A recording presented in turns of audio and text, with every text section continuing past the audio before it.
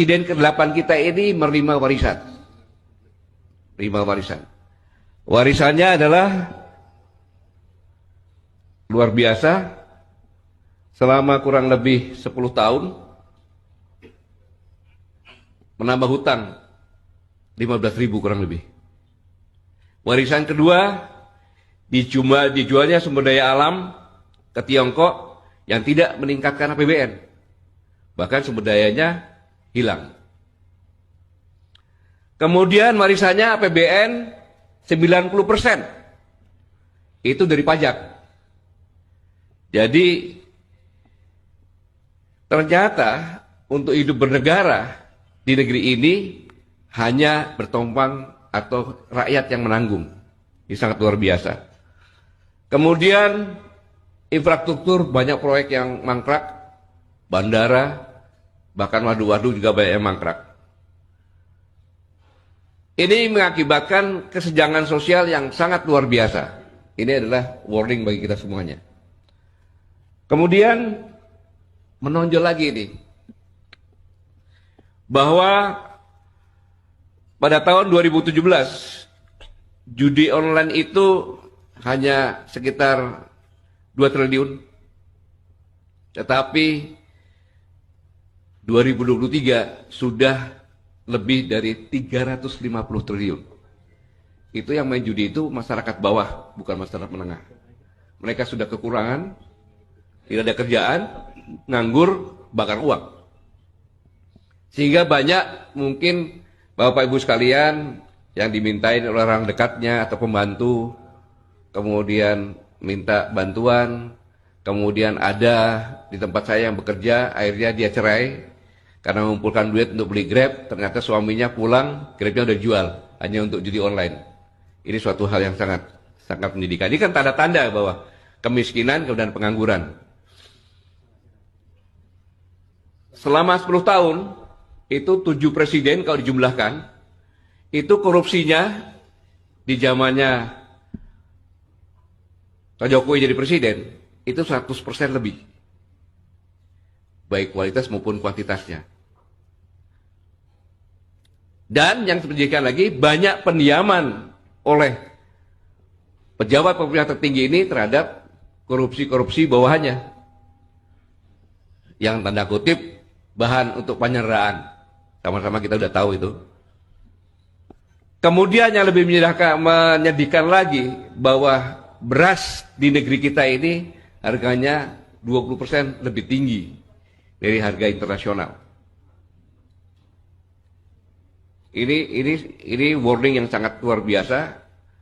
Kemudian pekerja yang kena PHK ada 46.000.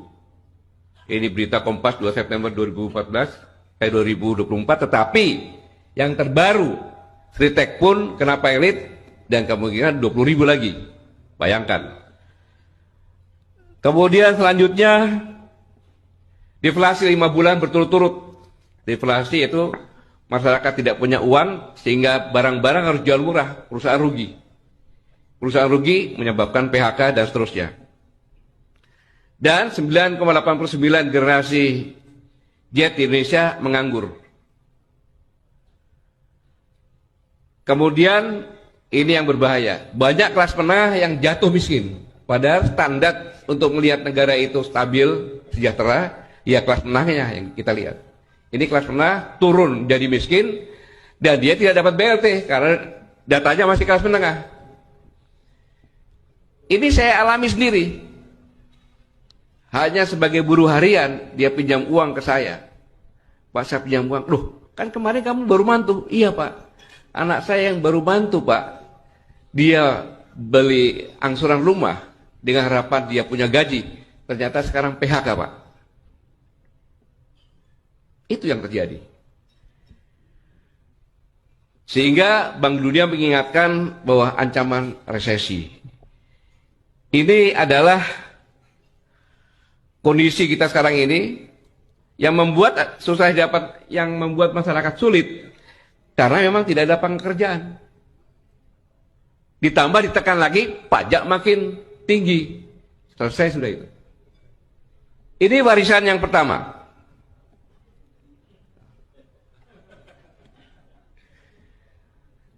Sekarang Bapak Ibu sekalian, kalau Bapak Ibu sekalian menjabat di suatu instansi, baru-baru menjabat, kemudian Bapak berdiri dengan wakil Bapak yang baru juga, Bapak bicara terus memberikan kesempatan, ini wakil saya akan memperkenalkan diri. Tentunya logika berpikirnya, si wakil ini kan bicara sebentar, saya gini, dikembalikan lagi kan? Etikanya begitu nggak? Kayak gitu. Tetapi ada yang sangat tidak beretika. Karena memang kenapa tidak beretika? Karena dia di atas angin.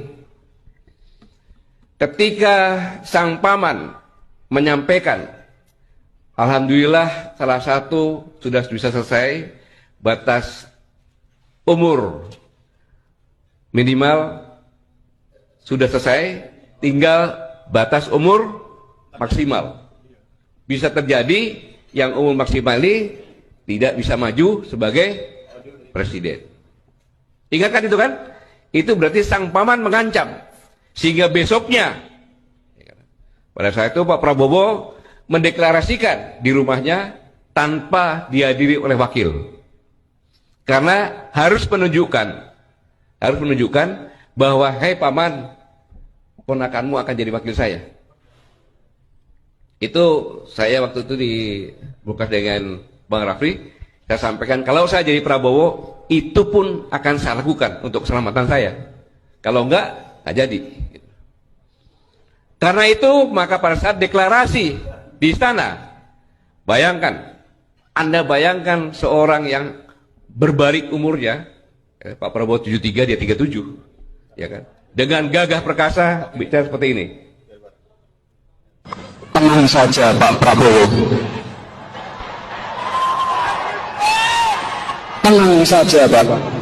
Saya sudah ada di sini.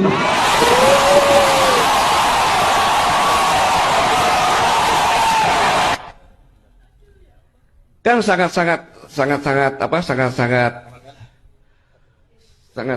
tidak beretika.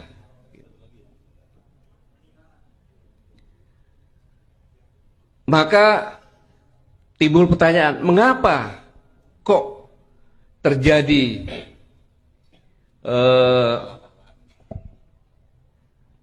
kabinet merah putih yang tergemuk, terbesar sejak Orde Baru sampai dengan reformasi, yang gitu. Padahal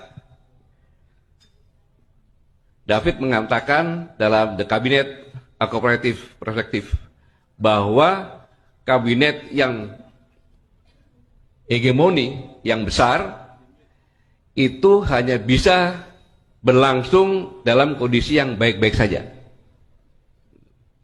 Sedangkan Presiden pada saat pidatonya menandakan bahwa kondisi kita tidak baik-baik saja dengan warisan tadi.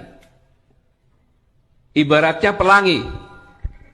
Pelangi itu bisa terlihat dengan jelas, enak dilihat kalau tidak ada angin, udaranya sejuk, embun pagi atau sore. Tapi begitu ada angin, pelangi itu akan hilang. Dan ini pasti disadari oleh Pak Prabowo, pasti disadari ini. Bahwa kabinet hegemoni ini sangat berbahaya dalam kondisi yang tidak baik-baik saja.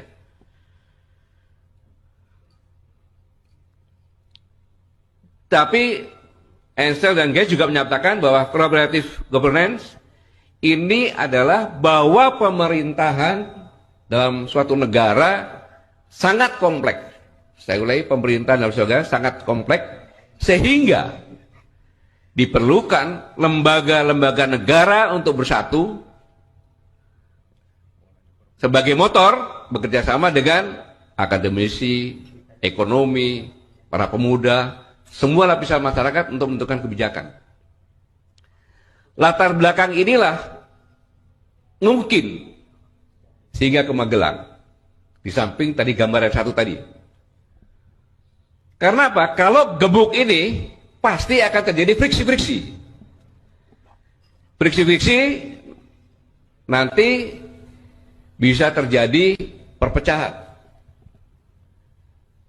Dan friksi itu sudah mulai terlihat.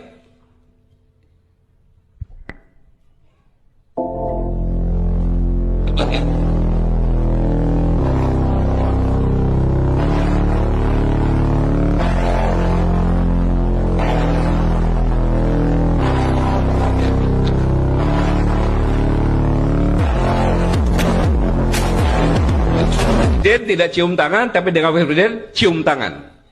Ini udah tanda-tanda. Seperti yang tadi Bung Rocky Gerung sampaikan.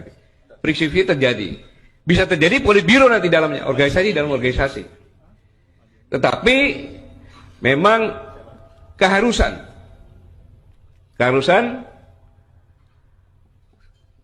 saya pikir timingnya tepat karena perubahan organisasi, orang-orang baru semuanya. Yang kedua, orang-orang menteri-menteri dan lembaga yang lainnya yang di Magelang, saya lihat Bung Rocky Gerung tadi semangat, ya kan? Karena mereka gembira, baru jadi menteri, bangga. Kemudian situasi ini masih kondusif. Saya pikir untuk bentuk team building sama teamwork itu diperlukan ke sana. Tapi intinya bahwa satu, Pak Presiden pernah nyatakan bahwa sebagai pejabat harus punya etika, sopan santun. Berpolitik pun harus punya etika. Di sini ada yang tidak beretika, maka dibawa ke Magelang untuk belajar beretika. Itu yang pertama. Di samping untuk tim berdiri sama teamwork tadi.